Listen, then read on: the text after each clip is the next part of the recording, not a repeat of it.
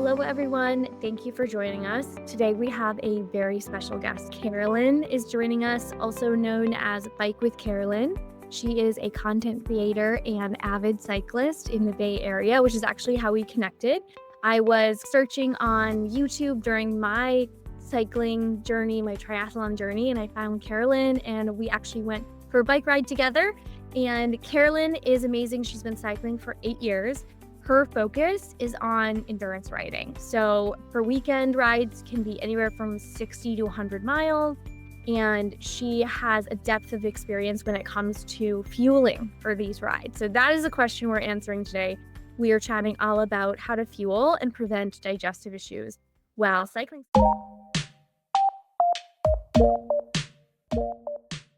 So thanks for joining us, Carolyn. Yeah, thank you so much, Molly, for having me. Carolyn, will you tell us a little bit more about your cycling background, how you got into endurance rides, and what a typical training week looks like for you? So I started cycling in South Korea, actually, when I was there teaching English. And my colleague invited me and a couple friends to go on a bike ride that's 50 miles away from Seoul. And I was like, you know what, this could be fun. I'll just take my time. I've never ridden anything for more than an hour, but I figured this would be a great way to explore other parts of South Korea. I wore just like my gym clothes. I just had a helmet. I looked pretty goofy. I didn't care. I just wanted to be on a bicycle. And I was like hooked on it after 1 hour of riding. I thought I could go on forever.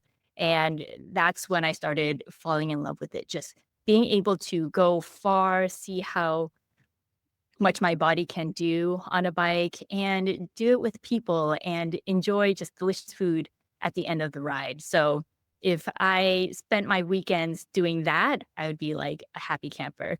So that's when I caught the cycling bug. And I knew at that point that whenever I traveled, I wanted to bring my bike and just ride and see the world in that way. And that's how I started my YouTube channel, because I wanted to share that passion with the world and hopefully inspire others to, take that leap and test the waters when it comes to cycling and what's out there. So that's how I picked up the cycling bug. And in terms of training, I would say it's evolved over time depending on what my goal is. Right now I'm in like maintenance mode, but I also have big distances or challenging rides every month or every 2 months. So when it comes to big rides, a typical week would involve like, big distances on Saturdays and then like a ride or two on weekdays. And then in between that, I actually condition. So I spend about 20 minutes a couple times a week, 20, 30 minutes a couple times a week doing strength training. And then I'll either walk, do mobility, yoga, all the stuff that we're supposed to do as we age so we could function well. So that would be like a typical week. I know that we can spend, I don't have any kids at the moment, so I could spend a lot of that time focusing on my health, but I do want to try to make this as sustainable as possible. So I keep my workouts as balanced in terms of time and balanced and reasonable in terms of time. So yeah, that's my typical week. Yeah, it's amazing. I love that story you told about how you got into cycling because I think a lot of people, not just my clients, but just anyone, like we can feel like I need the perfect outfit or I need to be good at this or I need to know enough before I start. But that's just not the case. Like on my first vlog, if you go back, like my first riding a bike vlog where Nick is literally like, I rented a bike and he's teaching me how to ride. I was like in a fleece in yoga pants, like totally not like, the fit that I wear now. And that's totally fine. It's okay to start, where you are. So yeah, well, it's a great story. Yeah. When you were new, what were some of the early challenges that you ran into in terms of fueling for your long rides? Oh man, I was terrible. I didn't know what I was getting myself into when it came to fueling. I just thought like how you ate normally off the bike is how you eat normally on. And that like bit me in the butt for like 3 months. It was pretty brutal because not only would I fatigue early, I would say within like 3 hours because I didn't know it was normal to eat every 30 minutes or so on a bike. Cause like when I think about like exercising and eating, I immediately think that I'm gonna cramp up. And I avoided that for a bit until I spoke with other experienced cyclists in group rides, and they're like, "You're eating a lot more every 30 minutes." And it took a while to adjust to that. But like one of the struggles was picking up my frequency in eating on the bike, getting used to eating and riding at the same time. And even off the bike, I didn't have like a recovery system, like, maybe eating a shake afterwards or doing foam rolling. I just thought stretching was the only form of recovery, but it's more involved than just like stretching after a ride. So it was like trying to get myself out of the typical physical education mindset that you get at a gym to trying to understanding what is more appropriate for a cycling or endurance lifestyle. And I only learned about that through trial and error and just joining group rides with more experienced cyclists to better understand nutrition. So those were some of the challenges, and even naps and feeling tired all the time.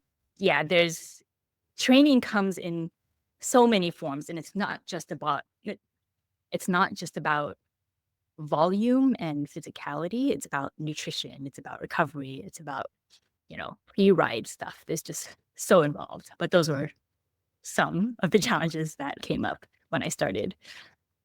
Yeah, totally. Likewise, like what I'm really hearing from that is like listening to your body too, and like listening to those signs of feeling tired during your workouts, needing a nap, things, your body sending you signals that it's lower in energy, Yep.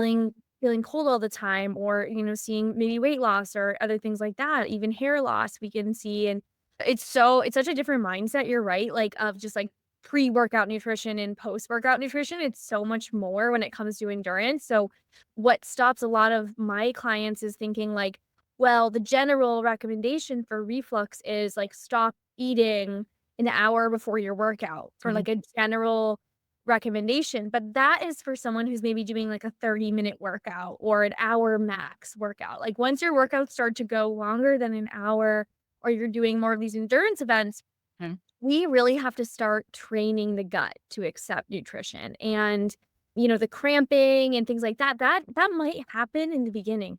And it's sort of, we have to train. The gut is a muscle that we have to train like any other muscle. And so what were some of like the nutrition items that you maybe started with in terms of fueling during your ride?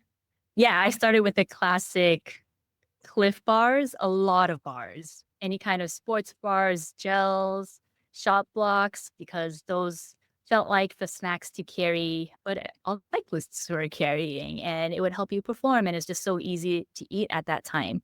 But even still, I don't think my gut was fully comfortable with that. And I'm glad you mentioned training your gut because I didn't know that was also a thing. And I just assumed that like our gut can only eat certain things, but if you train it enough with certain fuel, it could actually adapt and better utilize some of that energy from the food. So I'd actually love to hear more about that later. In terms, how does one train their gut, and what is like the appropriate food for that individual? But yeah, in terms of how I started with that, I'd carry a sandwich as well, and then water. I only knew about water. I didn't know about electrolytes in my drink at the same time too. So there was just like a huge gap in my understanding of nutrition to cycling. So yeah, I mean, like, what would you recommend for new cyclists? Yeah. So, like, I love that you also mentioned some real food options. Not that like gels and blocks and things like that aren't great, like they are great, but if you're doing a low intensity ride, like you're not like really ripping it on the bike and you're maybe in zone 2, zone 1, doing something like bananas, bars. I love Cliff bars because they're higher in carbohydrates and they give you a little bit of protein and healthy fats as well. Dates and apricots and things like that too could also be an option, even like sticks of honey. And the reason I'm mentioning more like honey and maybe maple syrup sticks, like that brand, it's called Untapped, which is pure maple syrup. Those might work better for someone with reflux because sometimes the gels and the blocks can be really sour and they can have like citric acid in them. And so for someone prone to reflux, I probably would, if you want more of that liquid or gel fuel, I might look more towards like the natural sources of like honey and maple syrup and some of the unflavored hydration that you can put in your bottle too. That's like just like a sugar water mixture, looking for one without citric acid. I think that's great. And if you're a beginner and your rides are not longer than an hour, you might be focusing more on pre-nutrition and post-nutrition. But once those rides start to get longer than an hour, like we definitely want to be thinking about having those snacks. And I talked about gut training. And that is this process of like starting small and slowly building up. So just like cycling, where we're not going to go for the century ride for our first ride, you're not going to go for maybe a full sandwich on your first ride. If you're someone prone to digestive issues, you're probably going to start with, half a banana or a date or if you don't like chewing while you're cycling, like some people just, are really focused on cycling. They don't necessarily want to chew. Maybe you'd be doing more of like the honey maple syrup or liquid sugar in your bottle. But with gut training, your gut can get used to accepting nutrition.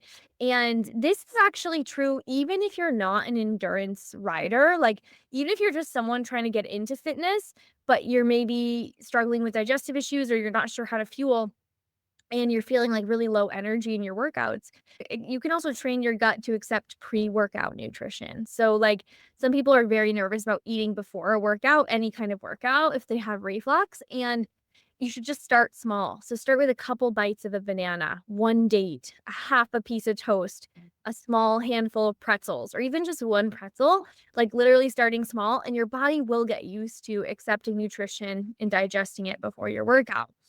And you probably have noticed that all of these are carbohydrates.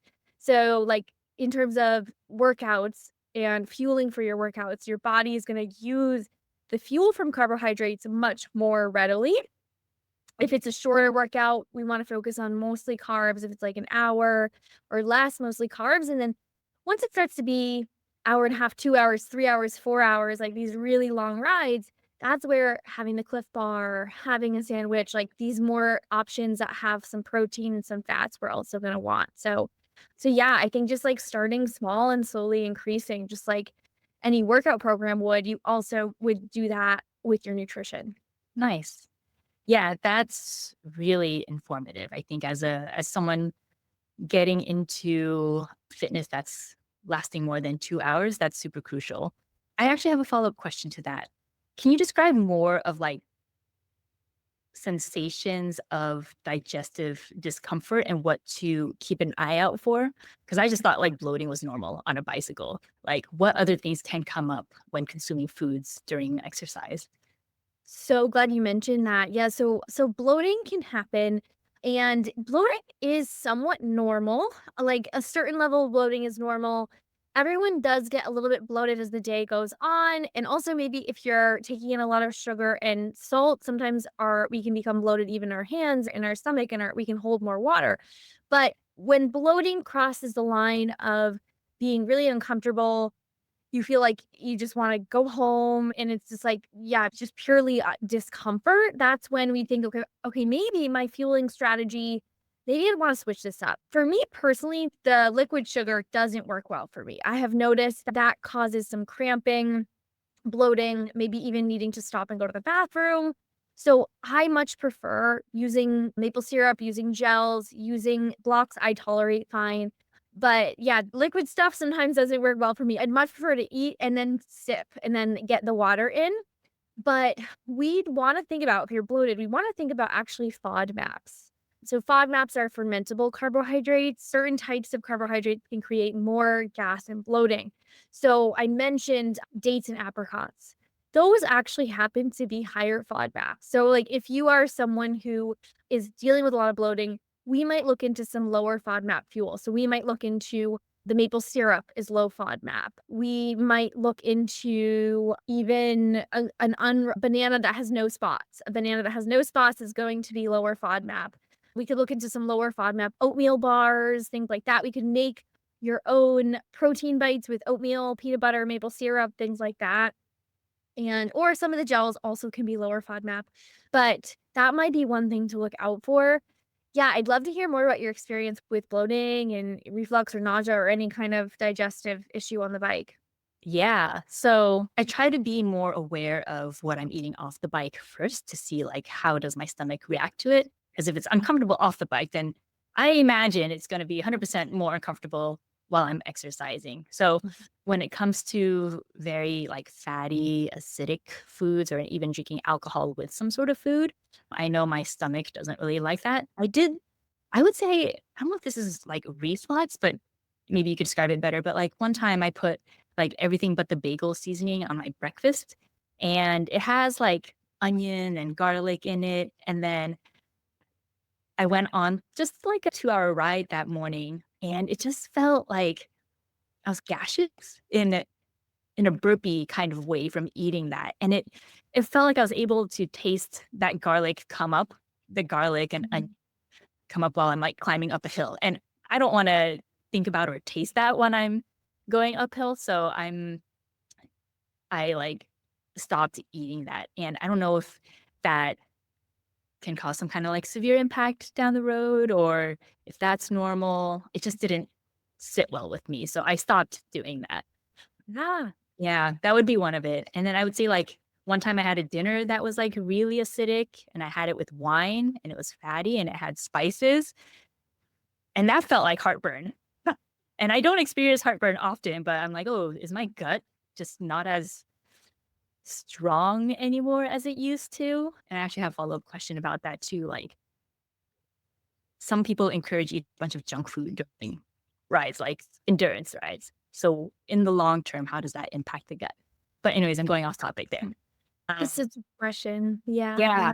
Yeah, so that's when I felt some stuff during even the initial part of the ride, which is why if I'm experimenting with different foods, I do short rides first and then see how my body responds. But then you also mentioned gut training too. So like foods like you spoke about liquid fuel and that didn't really work out for you. But like if the benefits are there, can you train your gut to adjust to that? Yep. Uh, yeah. You absolutely can. Yeah, like, if you absolutely can train your gut. And it's just about practicing, like, I personally didn't continue using liquid nutrition because I like the other sources of nutrition, but the more you expose your gut to that, it can get used to it. So maybe you'd start with a quarter packet of the powder, the sugar powder in your water, and you can increase from there, Mhm. and your body can get used to that osmotic effect of having kind of the sugar come in. So for sure, you could continue on and just go slow. But I think what you're saying is so valuable for my followers and clients to hear because you are not someone that's diagnosed with GERD. And I don't know that because we talked about it. And you don't, struggle on a regular basis with reflux, but sometimes these things happen. And I think my clients get so discouraged if they try to work out and this happens, and it just takes some troubleshooting, like, it's just more information is what I try to tell them. It doesn't mean that you failed or that there's something wrong with you. It's just more information, and we're gonna adjust as we need to. So, I love that you talked about trying foods outside of your rides and maybe not before a really big ride. You also mentioned 2 FODMAPs, so garlic and onion. They are higher FODMAP foods, meaning they produce a lot of gas, and they also are reflux triggers.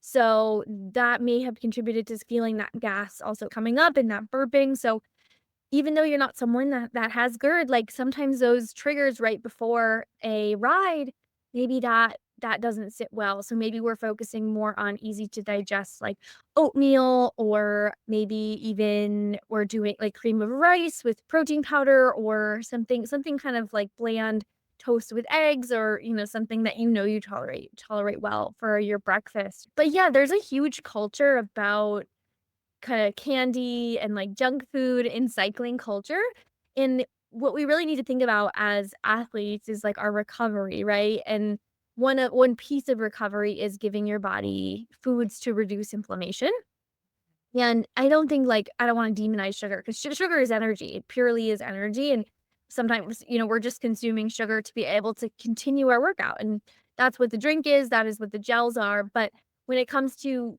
overdoing the candy, overdoing, maybe the candy also has all of these other ingredients that might be a little bit irritating for your gut lining, that can be irritating over time, might maybe something that doesn't optimize your gut health in the long run versus like if you're kind of fueling with and maybe during the workout you're doing more quick carbohydrates, more sugar, but then after we really want to focus on a balance of protein, anti-inflammatory fruits and vegetables, and it's kind of hard to make that shift. I think if someone's eating candy all the time, you can crave a lot of sugar and it can be hard to have the motivation to like eat healthy after. So yeah, I think mixing it up, using whole food nutrition when your workouts are low intensity. So when your heart rate is a little bit lower, if you can, use bananas, oat bars, oat bites, things like that. And then when it gets to more high intensity or longer duration racing, you're going to need to do that sugar. And if candy works well for you, then totally fine. For a lot of people with reflux, it does have those acidic citric acids and things. So it might not work awesome. But yeah, I think that we want to think about recovery and optimizing gut health because you mentioned after a long, intense ride, having a meal, having some alcohol and being like, whoa, that hit me differently. And your gut lining can actually be permeable. And after intense exercise, the cells of your gut lining can become a little bit looser. And this is sort of a transient condition called leaky gut or intestinal permeability. And so those cells, your enterocytes, your gut lining cells can loosen slightly. And this is temporary but it can happen after intense exercise. So after a really long training day, really intense day, you might want a little bit more of a gentle meal. I see. Yeah, that's really good to know in terms of gut repair Mhm. after eating not the healthiest of foods, I guess, even though you get really quick energy from junk food. And I'm guilty of eating sour gummy worms, gummy Mhm. bears, sometimes, most of the time on big rides. But I Yeah. can't but think about in the long run, if I do this on a weekly basis, like, am I destroying my gut? Is it, or as long as I like, eat probiotics afterwards, like I eat natto, I eat kimchi, I try to include that in my diet during the week. Does that help mitigate that gut distress, I guess? Yeah, I think it's really important to think about the balance you're getting. And sounds like you're getting a great balance of fermented foods and protein outside. And I wouldn't say that the gummy bears and the sour worms are destroying your gut. I would never ever say that. I think that we're just thinking about energy balance, right? Like you are using that energy immediately as it comes in. So for you, if you tolerate those things and you're able to continue your ride and you're metabolically healthy, like no problem there. It's just about, making sure that those aren't replacing other food sources, which I have seen in some cyclists where they're stuck in that carb sugar all the time, even outside their workout.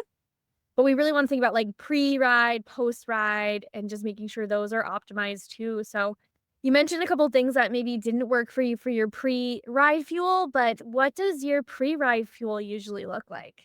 Yeah, so nowadays, I feel like I've dialed in my pre-ride fuel, and I actually eat rice porridge with an egg or 2. I poach it in the same Nice. that I make the rice porridge in, and then I add soy sauce to it. Sometimes I top it off with furikake, but I feel like that is my well-rounded meal that's worked for me, like, every time I go out. And the portion depends on, like, how my is for the most part. So that's mostly my go-to. Sometimes if I want something on the sweeter side, I'll make a bowl of oatmeal, put half a scoop of protein powder in there, a little bit of nuts, but those would be like my go-to. Also some toast. Uh, Mhm. sometimes my pre-ride, like for rides like my Century ride with me, I'll share some pictures. Yeah, go ahead and share your screen. And then, yeah, feel free to talk it through just in case anyone's listening on audio. Yeah, no problem. Okay. So I did a 200K ride, which is equivalent to 120 miles a couple weeks ago. And I had something like this in the morning. So here's my rice porridge with soy sauce and a poached egg. So I woke up at 5 this one particular morning. So I wanted to make sure I got this in first. And then a couple hours later, after I'm done with I have a whole warm up right before I ride, especially for a long ride. So after I do my warm up and then right before I go out for my ride, I actually top off with a toast with banana and peanut butter. And I know you mentioned like non spotty banana, but this is pretty spotty. And I was like, oh, a lot of sugars. That should be good for me. Yeah, right. Well, let me just mash it up and put it in here. So I top it off with that. Made sure this was at least like 400 calories. Mm-hmm. And it's not just that. It's actually I take sodium tablets as well because I actually have low blood pressure and I want to make sure I get enough sodium and I don't want to cramp. I actually haven't gotten cramps in a while. So I think that's been helping. I take magnesium supplements and then I make sure I get electrolytes in. So I use like an element powder, unflavored. Nice. Yeah, and I put that in my water and I just chug it. So this is like my morning breakfast on a big ride. But on a 40, 50-mile ride, I'll have this bowl of rice and eggs. And it's different for everyone. Like some people can just fast on a 40-mile ride because they've trained their bodies to utilize energy more efficiently. I think for me, I just know that I need this in order to keep a sustained level of energy throughout a ride. Yeah. Oh, this looks awesome. I love that you have like your main meal with protein, Mm. like, 2-ish hours before, and then something to top off your glycogen energy storage right before. That's a really good pattern for people that like maybe can't have a big meal before they go out. They can have like their meal, couple hours, and then a carb snack before. That's a really great strategy. Yeah, yeah. So that's my morning meal on big ride.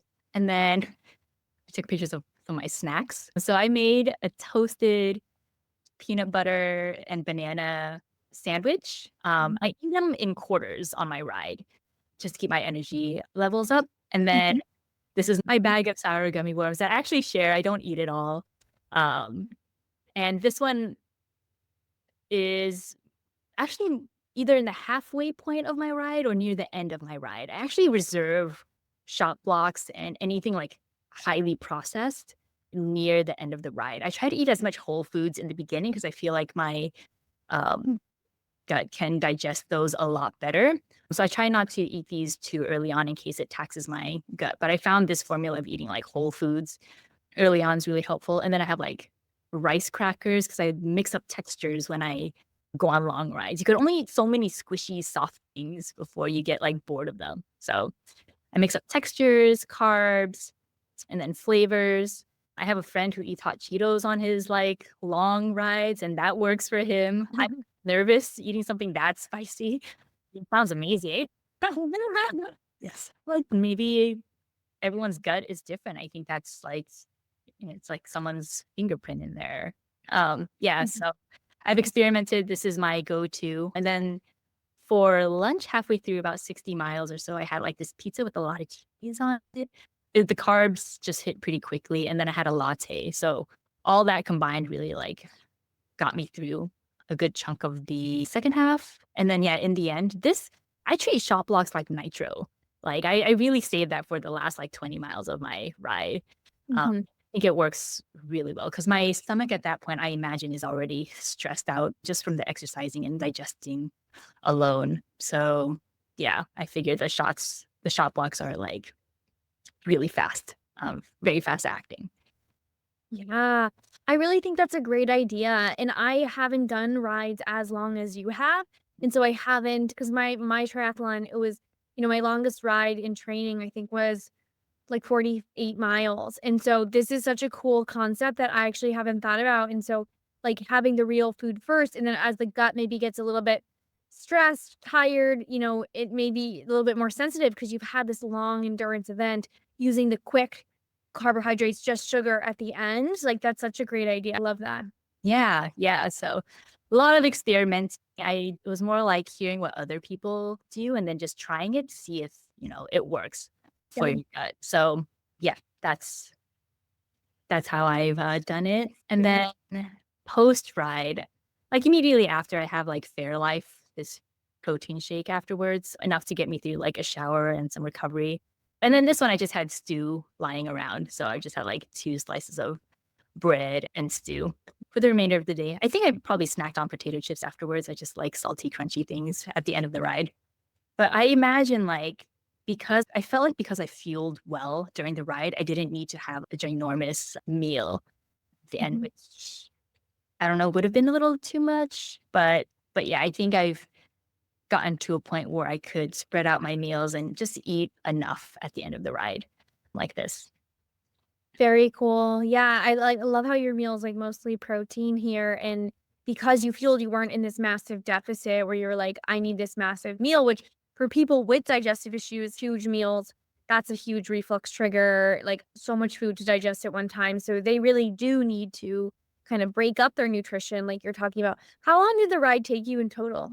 That took about 8-ish, 8, 9 hours, just like moving time. With rest in between, it took about 11 hours or so. Yeah. Amazing. Yeah. No, that's helpful for people to hear because I think that it's really important. Like, if you're training only an hour, you don't need to worry about even an hour and a half. They probably don't need to worry about it. But this is more when it starts becoming hours and hours and Yeah. kind of how to think about that. So but I do love the pre and the post, like, I love seeing kinda how you spaced out your nutrition. That's something that I recommend my clients do is, like, have a meal about 2.5 hours before their workout, and if they're not working out first thing in the morning, if their workout's later, you wanna think about spacing your meals, maybe 2.5 hours, and then maybe some sort of, quick carbohydrate snack, toast, pretzels, banana. I love that you added banana even on your toast. That's such a great idea for some extra carbs. So one thing that I think my clients particularly struggle with is hydration. They just feel like they're refluxing their hydration and that they find it really hard to do that. And I think that, when you're endurance training, you have to practice hydrating during the workout. This was really challenging for me in the beginning because I didn't like reaching for my water bottle. I was still getting used to riding the bike. And then I also just felt like I did feel a little bit of reflux when I would drink too much. And so I think it's really important to hydrate really well outside of your workouts as well, but when your workouts are over an hour, we have to start thinking about how do we hydrate. So I always tell my clients, sip, sip, sip. Like pretend you're a plant and just small sips, keep it going, avoid chugging. But what have you found in terms of hydration that works for you? Yeah, I actually think about hydration 2 days before my rides, especially the long ones. I started ramping up the hydration and also including more sodium in my drinks. So I'll drink coconut water and then I'll add like an element. I'll even take sodium tablets like once a day leading up to it. And during the ride, like you said, sip every 15, 20 minutes, take a few chugs, if anything. The rule of thumb is to at least go through one bottle an hour. So I find when I'm good about it, I find that actually helps me a lot. I feel like my joints feel more lubed. Yeah, I feel like I go on longer. And if you're thirsty, it's too late. There's another one too. So just keep sipping throughout. Yeah. If you are on a bike, definitely practice drinking with one hand, pulling the bottle out. I think that'll just save you just so much time. And it's just kind of cool to be like, wow, I could actually ride for another minute, then pause for like a minute and drink. So Yeah. yeah. I love what you said about starting to think about this 2 days before. So, I think that, a lot of the obstacles that prevent people with reflux from working out is like, I can't eat during my workout, I can't drink during my workout. But that's not necessarily true, 1, and then 2, we also can if your workouts are, under 90 minutes, we can also really support hydration and nutrition outside of those workouts. So, making sure you eat a really good dinner the night before a long workout. Like, when I was doing my triathlon, my dinner before had, well over 100 grams of carbohydrates, like really carbohydrate focused, some good protein, lots of salt. I also have low blood pressure and really start salting my food, days before a big event, upping my carbohydrates the few days before a long endurance event as well. I'll really try to, add extra pretzels, extra crackers and bread and things like that. And not, I think my mindset around carbs used to be like a little bit fearful of carbs. Like Yep. I kind of saw them as something that just caused water retention, just caused weight gain, but that's not true at all. The carbs are energy. I mean, it can be true. Anything eaten in excess can cause weight gain, but Yep. the carbs when you're an endurance athlete are how your body stores energy. And so it's been super helpful for me, whether it's a half marathon or a long ride, like to just get those carbs in before and kind of make sure my muscles are nice and carved up. And then before the race, I had about 150 grams of carbs. Like I woke up similarly at like 5 a.m. and I had a oatmeal with a honey stinger waffle and a banana. So mostly pretty strictly carbs, except for a little bit of fat in that honey stinger waffle, and then a little bit of protein powder in oatmeal. And then I had a Morton bar. The Morton bars are like just oats and honey, so like super simple. And then I think I had one more banana or one more carb source. And then during my race, I did use gels. I tend to tolerate those totally fine. But for someone with reflux, I would probably do like the untapped gels. And then similarly, like I wasn't starving because I had a gel after the swim. The swim only took me 28 minutes. So once I was on the bike, I had a gel every 5 miles. So like every 30 minutes, I would have a gel.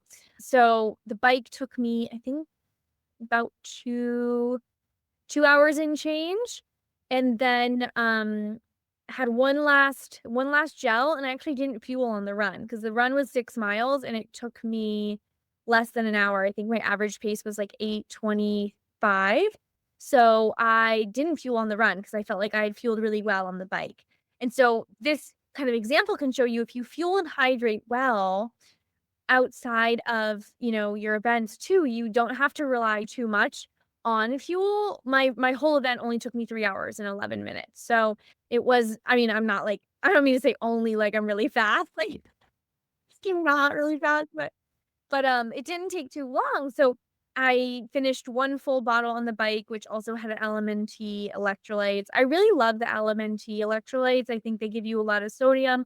They also have an unflavored one, which is perfect for people with reflux because there's no citric acid. So, I do have a electrolyte recipe on my YouTube channel, though, if you have reflux and you wanna make your own that has some flavor, you could do that, but the LMNT unflavored is also good. So I only finished one 24-ounce bottle on my bike. I probably should have finished 2, but I was sort of, kind of wrapped up in the race. I recommend, like, sipping every 10 minutes, like, if you're somebody who's kinda getting used to hydrating during on the bike, but yeah.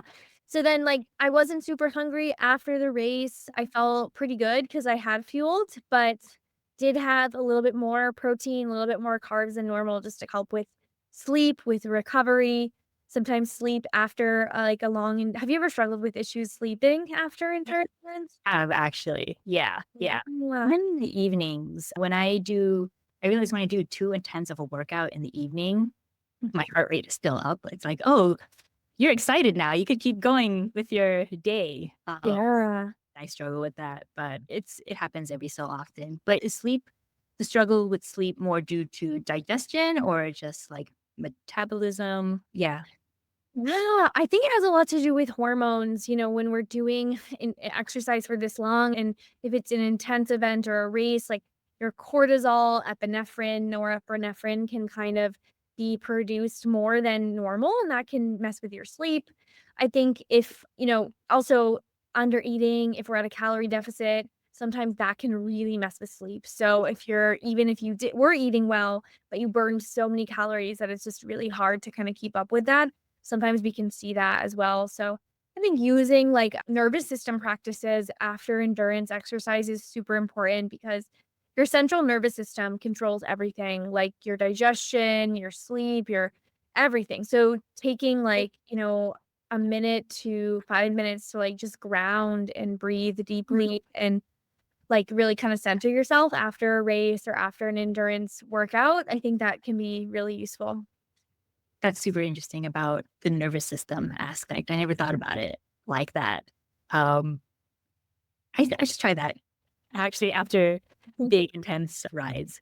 I think sometimes it does wipe me out and I end up waking up in the middle of the night because I realize I didn't eat enough. So then I get hungry.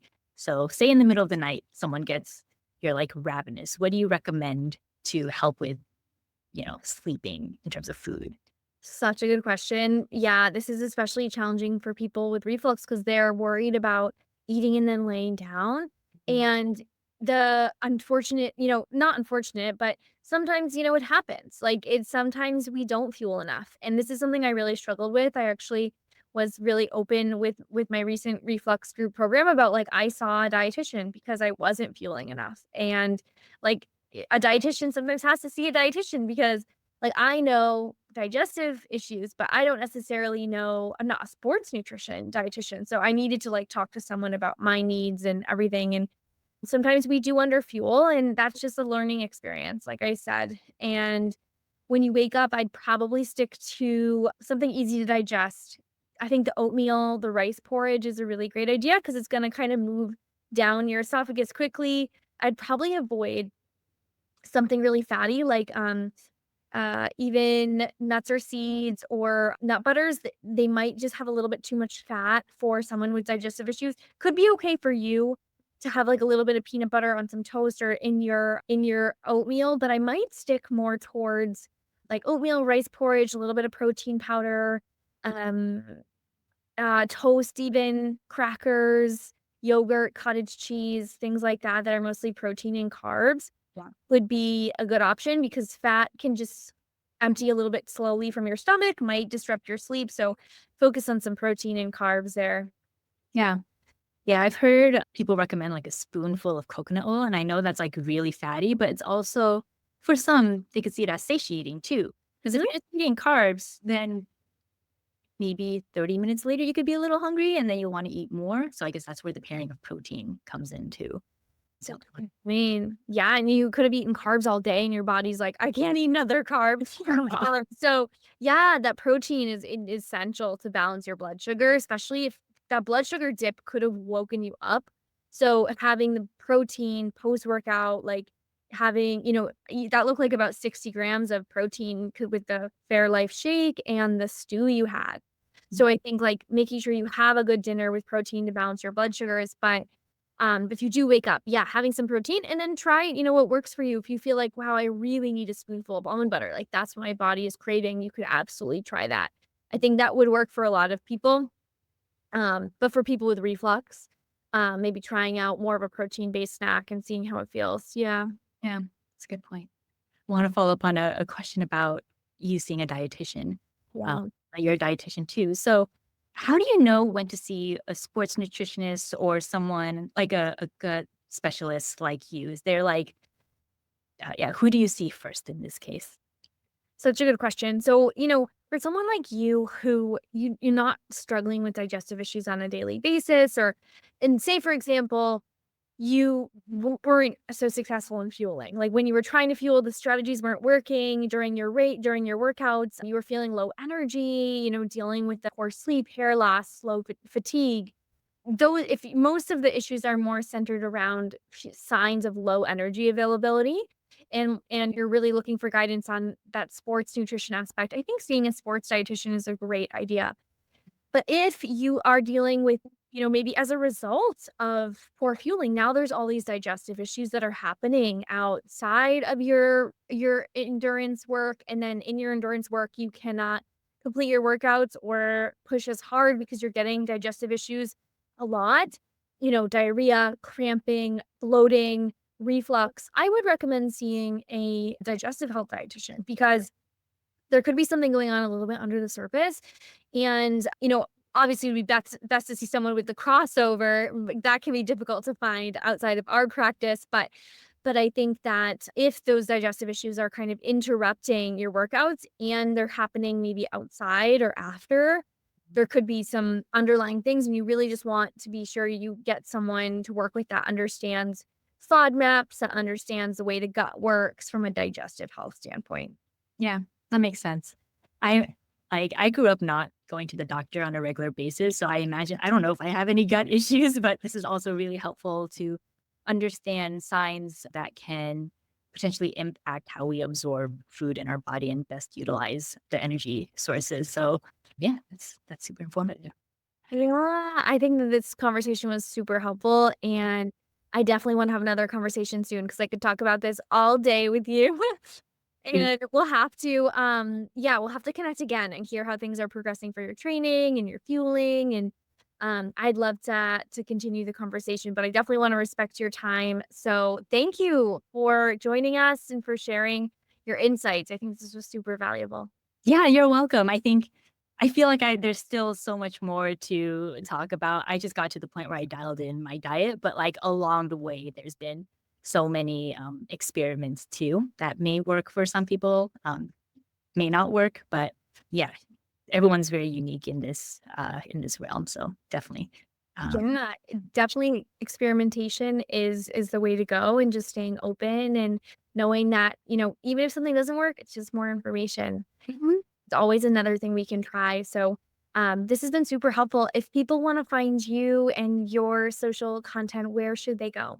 Yeah, so people can find me on YouTube with uh my handle is Bike with Carolyn, Carolin, all one word. And I also have an Instagram, Bike with Carolyn, as well. So feel free to message me if you have any questions, leave some comments. I'm just sharing what I do on my bike around the Bay Area and around the world. Amazing, amazing. Well, thank you again, Carolyn. It was good to see you. Yeah, good to see you too. Thank you so much.